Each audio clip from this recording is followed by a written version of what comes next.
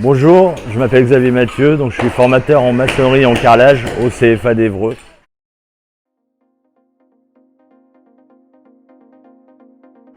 Alors j'ai commencé à travailler en 2006 au CFA d'Évreux.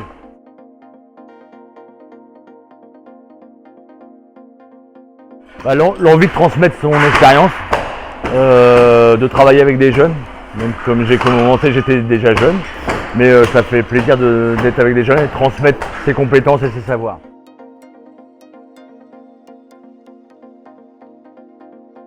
C'est le métier manuel, c'est de faire un ouvrage qui reste concret, qui est joli, qui est beau et où tout le monde ne peut pas forcément savoir faire.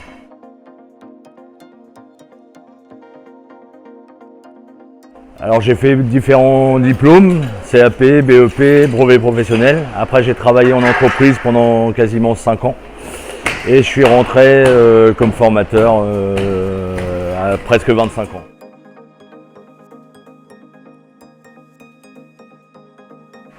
C'est transmettre ses compétences et puis travailler au contact des jeunes et des futurs professionnels du bâtiment.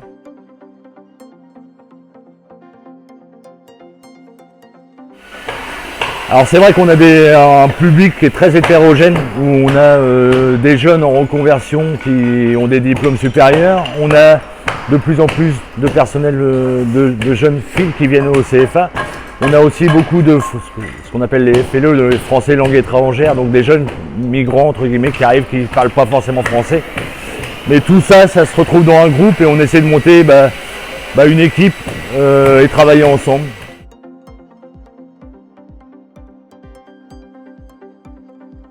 Enfin, pour moi, c'est pas forcément différent, puisque en entreprise, on travaille rarement seul, donc on travaille souvent en équipe, on est 3, 4 sur un chantier. Pour moi, j'ai pris un peu au niveau du CFA le mode du fonctionnement de l'entreprise. C'est-à-dire que les jeunes travaillent aussi en groupe en fonction des différents ouvrages. Donc on essaie de monter des petites équipes dans les différentes classes et on essaie de travailler et d'avancer comme ça.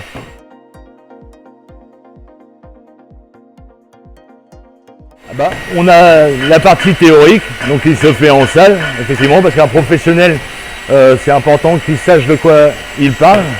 On travaille par rapport à des normes, par rapport à ce qu'on appelle un DPU, etc. Donc il faut absolument les connaître au niveau de la technologie. Et on a aussi derrière la partie pratique, atelier, où on est là pour apprendre et monter en compétences.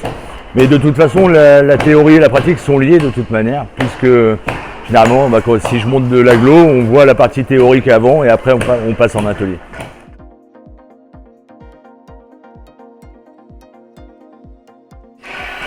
Les débouchés, ils sont très grands parce qu'aujourd'hui, pour faire les visites en entreprise, etc., tous les professionnels recherchent de la main-d'œuvre qualifiée. On est en manque de main-d'œuvre qualifiée, donc la future main-d'œuvre qualifiée, elle est derrière moi.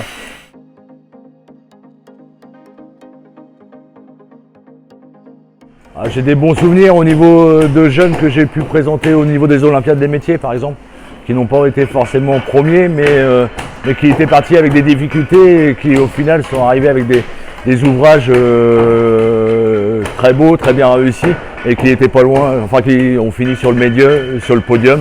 Donc ça, c'est valorisant aussi.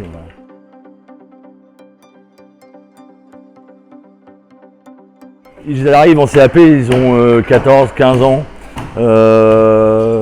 Mais je dirais qu'ils évoluent très vite, ils sont beaucoup plus matures rapidement. Ils sont confrontés au travail en entreprise, au travail au CFA, ils ont un salaire, ils sont rémunérés, donc quand ils viennent au CFA, ils doivent fournir un travail et je pense que ça les responsabilise par rapport aux autres qui sont dans des études classiques, on va dire.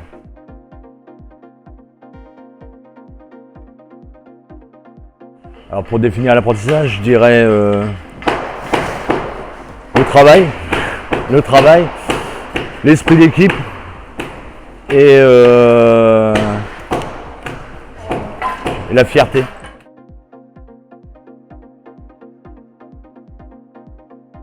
Pourquoi venir à Évreux? Parce qu'il y a des bons formateurs et puis il y a une bonne ambiance, on a des jeunes qui sont sympas.